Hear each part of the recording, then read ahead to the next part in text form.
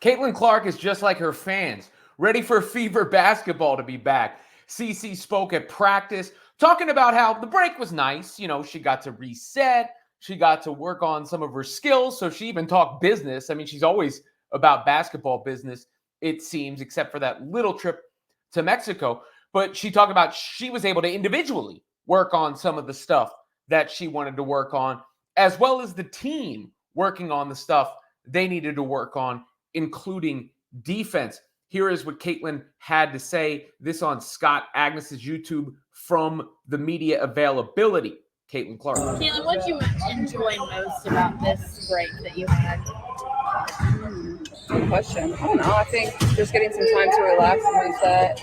And then honestly, just like getting in here and getting to work on some stuff that we probably haven't got to work on all year long, or just like, break down analytics and find ways that we have to improve. A lot of that is defensively for us. Like, we've done a pretty good job at scoring the ball. I think we score at 87 points a game. So just improving defensively, I think that's the biggest thing. And getting in here even on my own and working on some stuff that I want to work on. So all of that has been really good, honestly. Is there some advantage to having like a practice day and sort of an in-between day? It's not sort of a constant grind right now. You can reset your brain just a little bit in these couple of weeks. Yeah, we've had like the weekends off still, so like that's kind of been nice where we go during the weeks, and then you have the weekends off to kind of do what you need to do, whether that's see family, see friends, work on things that you want to work on, improve on things that you want to improve on. So I think it's been good. You don't have to mentally prepare for games. That takes a lot of mental preparation, and it's mentally taxing at the same time. So just getting that reset has been really good for us, but it feels like, our next game's really right around the corner next week. So it comes fast. So we'll really pick it up here in the next week and a half. Is there an element where, okay, now we're ready to play, we're ready to get back to it now? Yeah, I honestly kind of feel that already. I feel like I'm ready to get back out there and get playing, but that's probably because that's really all I've known over the course of the last,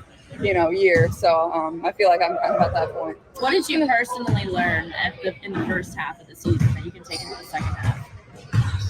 I mean, I think a lot. I think it's just like continuing to adjust to this game. It's a lot different than the college game.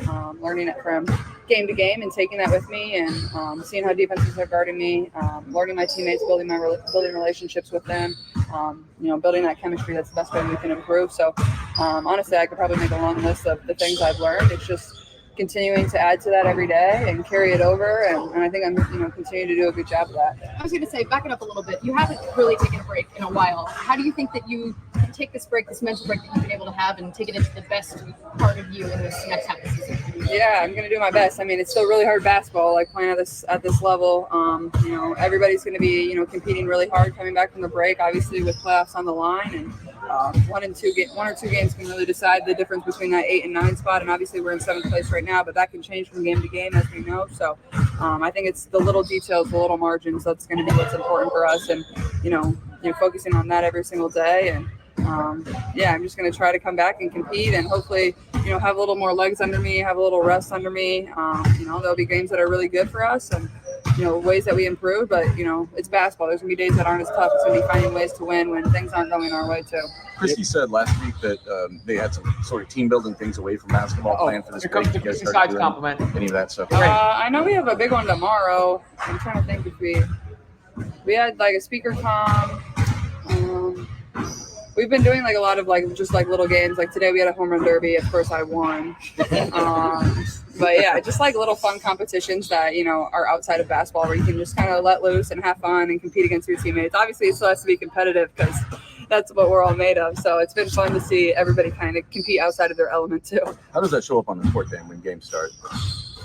I think I think it helps you build relationships with your teammates. Like, you see their true personality, you see what they're passionate about, you goof with them. Like, it's just like the little things that can go a long way in building a team. Like, to me, like, it's not always about the talent that you have. Obviously that helps, but at the same time, like, you have to have really good relationships if you want to be a championship winning team. And I think Christy's done a really good job of trying to instill that in all of us. Christy's done a really good job of trying to instill that in all of us. Christy Sides compliment from Caitlin Clark.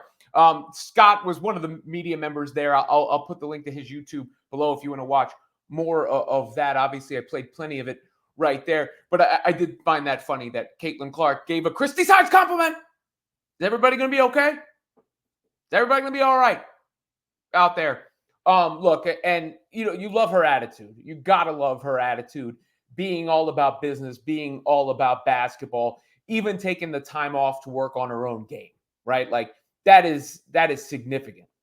That is significant because Caitlin said there, you know, she said, I got a chance to rest. I got a chance to rest. I got a chance to get my legs right, but I wanted to get back out on the floor to work on my own stuff.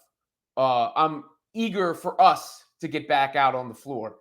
We need to improve as a team on defense. That's the stuff, you know, that shows you how she is wired. Even the competitive, she's talking about the games they're playing and that she wants to win. She wants to win those games that they're playing because that's how Caitlin Clark is wired.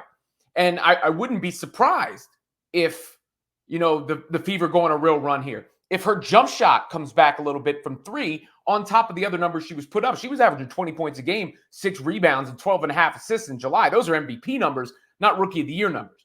As far as the team building goes, you know, she also had the TikTok with Aliyah Boston that was out there. I guess that's like a sequel in a series now in the weight room, but this was from Aliyah's TikTok.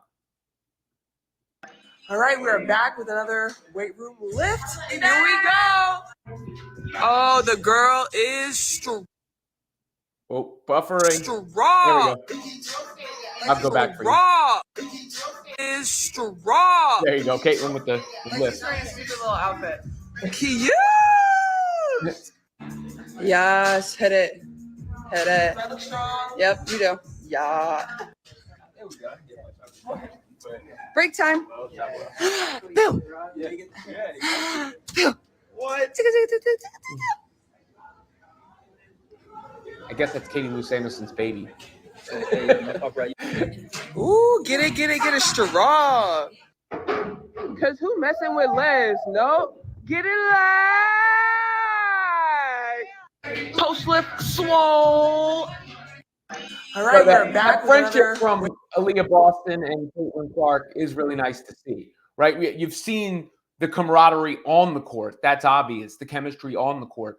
But off the court as well, those two clearly get along very well. And that's a pairing that we're going to see for a long, long time. You know, TikToks are short. A long, long time. We should be seeing Boston and Clark as the fulcrum for the Indiana Fever. Hell, even Dunn, the GM, had said that it's a free agent pitch. Do you want to play with Aliyah Boston? Do you want to play with Caitlin Clark?